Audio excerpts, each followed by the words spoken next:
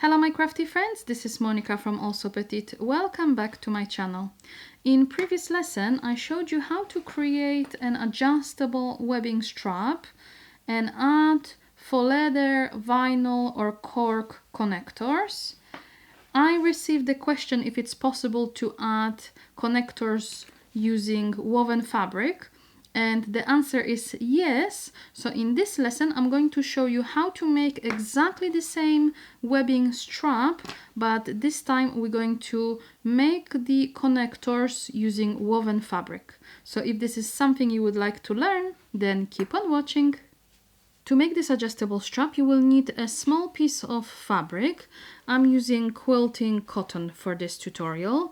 The piece needs to be large enough so you can cut out 2 of your connectors and add some seam allowance around. Then you will also need some stabilizer. So Decovil Light or Decovil Heavy is fantastic for this because it is very thin. So if you don't have Decovil Light or Decovil Heavy, use something similar, but make sure you don't have much thickness and make sure your stabilizer is flexible enough because we're going to fold it in half, so you don't want to use something sturdy. The size of the stabilizer needs to be large enough so you can cut out 2 of your connectors. You will also need about 2 meters of webbing.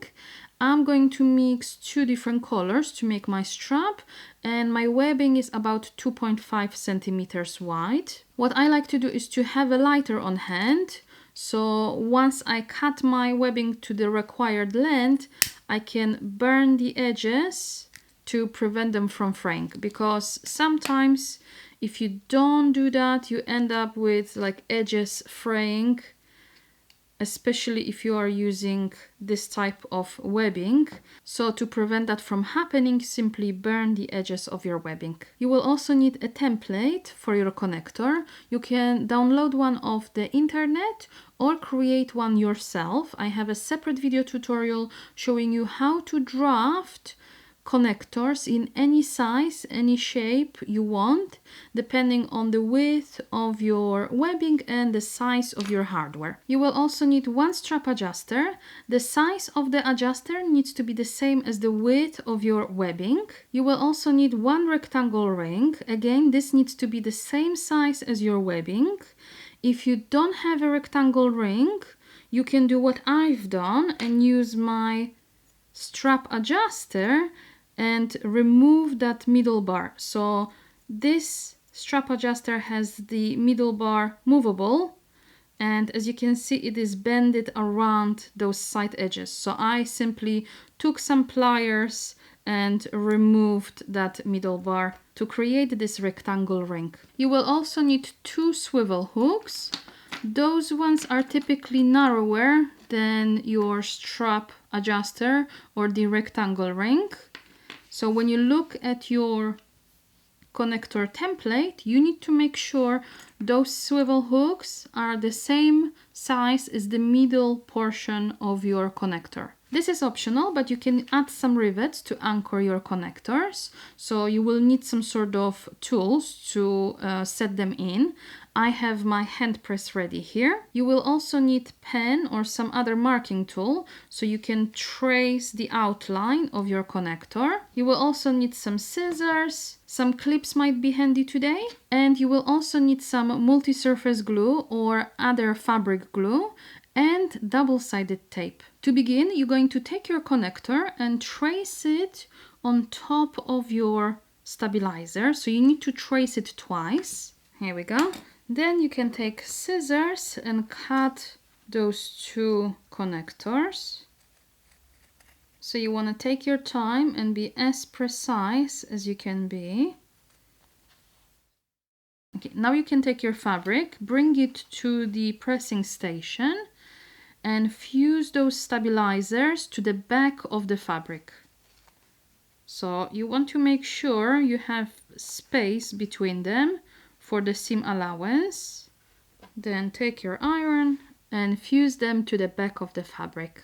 Next, you can take your scissors and trim the fabric around the connectors, leaving about 1 centimeter, 3/8 of an inch seam allowance. What we're going to do next is to fold the fabric along the edge of our stabilizer to create the connector. So what you can do is to snip the seam allowance around. So you are snipping the fabric. Leave about 2-3 millimeters and 1/8 of an inch space between the edge of the stabilizer and the fabric. So don't cut it completely. You want to snip it around the entire connector. This will allow you to fold the fabric to create a nice neat edge. Now you can take your iron, fold the fabric wrong sides together, following the edge of that stabilizer, and press your fabric nice and flat. So you're going to have to take your time, be careful not to burn yourself, and just fold the edge around the entire connector.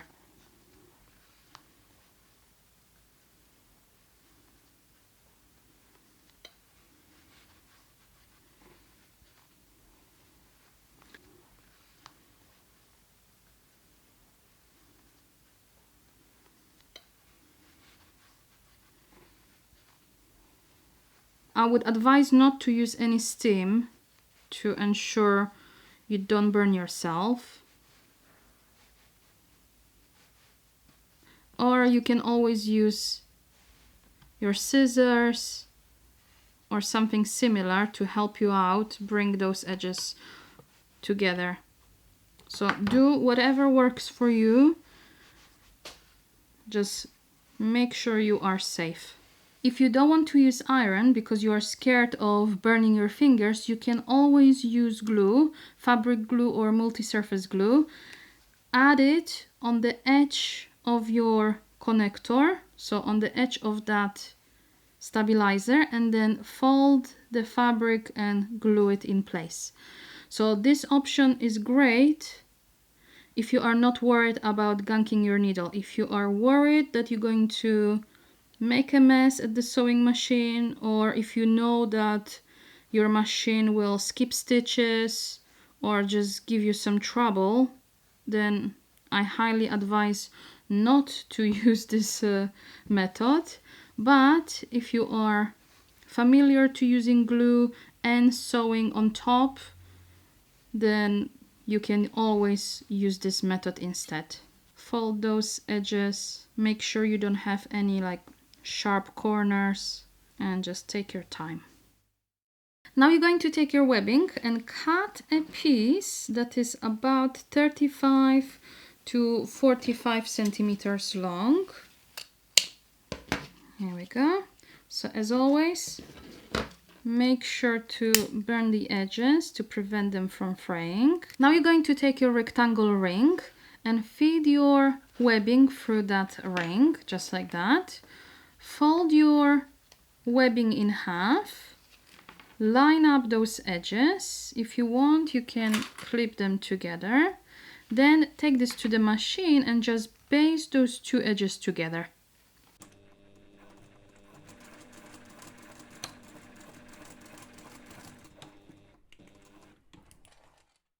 Once you have that basted, you can place your webbing aside for a second.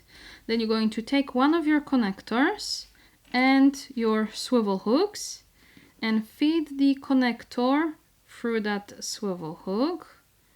So keep the wrong side of your connector up, so the swivel hook is on the right side of the fabric. Then you can either apply some double-sided tape on the back or use fabric glue. So I prefer to use double-sided tape, so I'm just going to take small piece and apply it to the center. So I typically do that twice, depending on the size, on the width of your double-sided tape, and I do that on both sides of my connector. So you want to keep your glue or your double-sided tape away from the edges and away from that middle portion. Remove the plastic cover from your double-sided tape.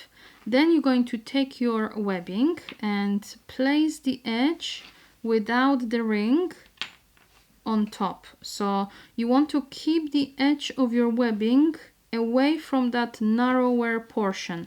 So don't place it too much like this, because you're going to see the edge, the corners of your webbing from the right side of your connector. So keep it somewhere in the center. Make sure everything is nice and straight. Press it with your fingers so the glue or double-sided tape sticks to the webbing. Then you're going to fold your connector in half. So what I like to do is to flip my webbing sideways like this, so I can see the bottom edge of my connector. I can place them. So you want to make sure your edges are aligned. When you are happy with everything, again press it with your fingers, and then we're going to take this to the machine and we're going to top stitch around the connector.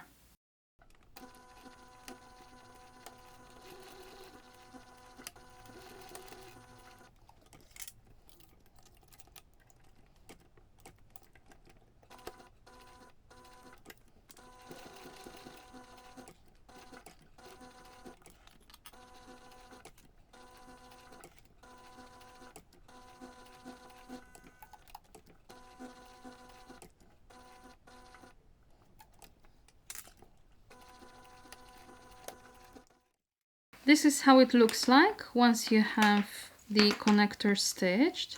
Then if you want, you can install a couple of rivets. So I like to use my handy template to mark the placement of my rivets. Here we go. Then you're going to take a hole puncher, punch a couple of holes.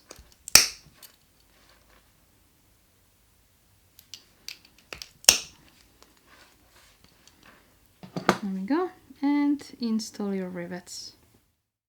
Now you're going to take your remaining piece of webbing and your strap adjuster, and what we're going to do next is to wrap the webbing around that middle bar. So what you want to do is to feed it through above the middle bar, go around it and bring it back. So you are basically wrapping the webbing around that middle bar. What I like to do is to fold that short end by about 1 centimeter or 1.5 centimeter to the wrong side, just like that, and bring it down. So you're basically making two fold.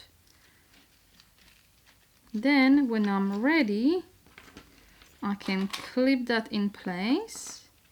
And next you're going to take this to the machine and we're going to stitch a little box to anchor that end in place.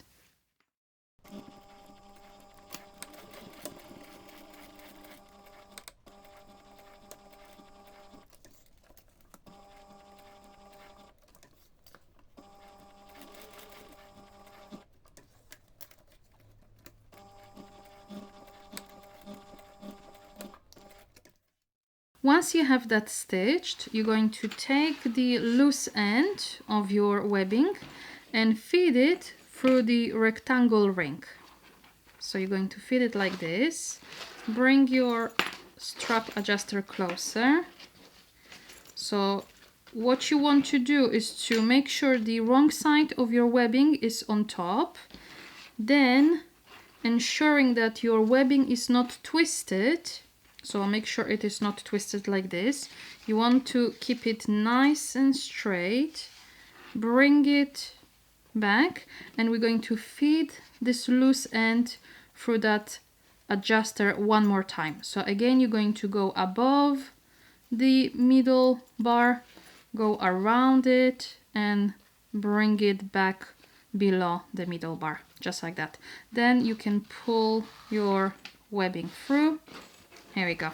Lastly, you're going to repeat the steps as you did previously to add your connector with the swivel hook. So again, if you want, you can add some double-sided tape or glue on the back.